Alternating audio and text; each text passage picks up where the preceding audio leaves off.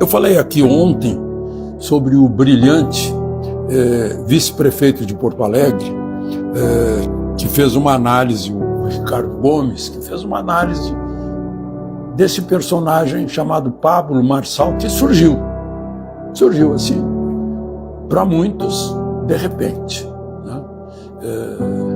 Minha mulher já conhecia ele, eu não conhecia, fiquei sabendo da existência dele em maio, quando ele foi um dos doadores, fortes doadores, para os desabrigados das enchentes do Rio Grande do Sul. Eu tenho um amigo em São Paulo, que é um advogado conhecido, que há um mês não sabia quem era, me perguntou quem era. Estava lá em São Paulo. Passou a se interessar. Foi de repente. E agora está aí o Pablo Marçal no topo das pesquisas. Bom, aí eu falei da análise feita pelo prefeito de Porto Alegre, vice-prefeito de Porto Alegre, e agora eu vejo uma análise também muito lúcida, como tudo que ele escreve, do José Roberto Guzzo, na Revista Oeste. Aí eu anotei aqui algumas coisas, né? Esse fenômeno político que invade, ele é um intruso nesse cartório que é a política brasileira. Está cheio de intrusos aí. O Van Hatten, muita gente. Melhor não citar Nicolas, Geyer, esses jovens que estão aparecendo aí, Zucco, de outros estados. Tem muitas novidades. De gente que está se intrometendo no sistema. E o sistema está dizendo, não cheguem, isso é nosso. A política é o nosso negócio. Quando me convidaram, e não foi só uma vez, para entrar na política, eu dizia, eu não tenho altruísmo suficiente para entrar na política. Porque quem entra na política é para se doar, para se dar. Fica longe da família, fica longe dos seus interesses particulares, esquece os seus interesses particulares, perde dinheiro, perde patrimônio para se doar, para trabalhar para os outros. É assim que eu vejo a política. Só que eu também sou um estranho nesse cartório, né? Por isso não entrei. Mas enfim, o Guzzo está dizendo que o sujeito não tem tempo de televisão, não tem partido, pegou um partido aí, mas ele não tem partido. E, no entanto, está lá no topo. É o mais falado numa eleição que parece eleição para presidente da República, que é a eleição para o município mais importante do país. Que ele nunca apareceu na Revista Oeste, fala, em nenhum jornalismo impresso, ele apareceu antes, 3 meses atrás ele não existia. Ele diz também, hoje está no topo das pesquisas, e eu vejo, tal como Bolsonaro, quanto mais bate, ele mais cresce. Aí está todo mundo batendo nele. E o Guzzo lembra que a Justiça Eleitoral já se apresentou como tal. Puxa, vamos cortar esse intruso. Ele periga ganhar, então vamos tirar esse perigo da frente. Vamos atrapalhar a vida dele. Aí ele não tem mais rede social, começam a tolhê-lo nas redes sociais. Aliás, a Justiça Eleitoral se acha tutora do eleitor, como se todo eleitor fosse um idiota que precisaria de alguém que emprestasse o cérebro para ele, para decidir. Não? Bom, aí eu fico pensando, gente, eu acompanho a eleição desde que as eleições recomeçaram em 1946. Eu lembro de Edo Fiuza, de Brigadeiro, Juarez Távora, Plínio Salgado, criança. Mas eu nunca vi a Justiça Eleitoral tirar os mentirosos. O Adhemar de Barros. Eu nunca vi. O sujeito mente. Mas ninguém tira. Por outros motivos. É o intruso que periga tomar conta para manter a patota de sempre. E aí é o aparelho. Todo mundo se une. Então, Estão dizendo agora, segundo o Guzzo, que os eleitores, que o Marçal é um perigo. E os eleitores respondem, o perigo são vocês. Ele não tem programa.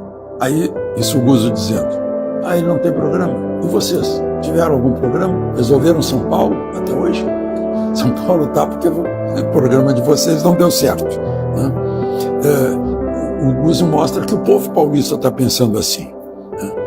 Assim como tentaram tirar Bolsonaro no dia 6 de setembro de 2018, estão tentando tirar o Marçal agora. Tiraram Bolsonaro pensando que tirariam a direita, não dá mais, a direita já está. Ele despertou a direita, eu não vou dizer que ele pariu a direita, porque a direita estava lá, estava dormindo. Era a brasa dormida e ele soprou e virou fogo. Então essa gente, o Guzzo mostra que essa gente não conhece o povo, eles vivem na bolha, não conhecem o povo. Não sabem que o povo tem aversão, palavras do Guzzo, aos mentirosos, aos corruptos, aos vigaristas, aos invasores de propriedade, aos vadios, aos intelectuais trapaceiros, às drogas, à promiscuidade, aqueles que defendem ladrão de moto, ladrão de celular, ladrão de cartão de banco. Então, esse é o retrato de um país exausto dessa política sem resultado. Sem resultado para o povo, resultado para o sistema. Eu vejo aí, eu falei em justiça eleitoral, tirando, não é só a justiça eleitoral. Vocês já perceberam que o Marçal entra no debate e ganha o debate. Então o que estão fazendo? Eu vi agora. Aí desistem do debate. Não, então não vamos fazer debate, porque senão ele ganha.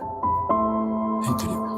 Bom, aí minha gente, na minha idade, eu fico arrependido de não ter olhado mais para o Dr. Enéas Carneiro. Porque esse é um precursor do Marçal, do Bolsonaro, Dr. Enéas. Ele trazendo as coisas. Os jovens da época, 1994, os jovens da época tentaram me convencer, eu não dei bola. Achei, maluquinho, maluquete. Dr. Enéas. Pois olha aqui, Dr. Enéas, em 2000, foi candidato a prefeito de São Paulo.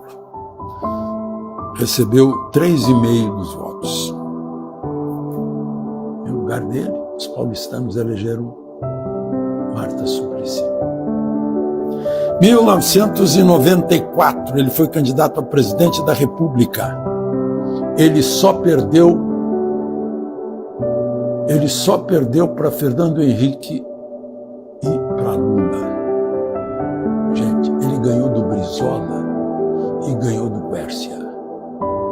Ficou em terceiro lugar. Candidato a deputado federal em 2002, ele fez 1.570.000 votos.